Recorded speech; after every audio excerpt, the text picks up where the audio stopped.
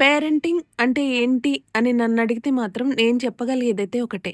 మనం వాళ్ళతో లేనప్పుడు కూడా వాళ్ళు మనం ఉన్నప్పటికంటే బెటర్‌గా బతకగలిగే స్కిల్‌ని నేర్పించి మనం పక్కకెళ్ళిపోవడమే అననిపిస్తది. పిల్లల్లో మనమున్నప్పుడు, మనం తోడున్నప్పుడు వాళ్ళెంతో కాన్ఫిడెంట్‌గా, హ్యాపీగా, కంఫర్ట్‌గా ఉంటారు.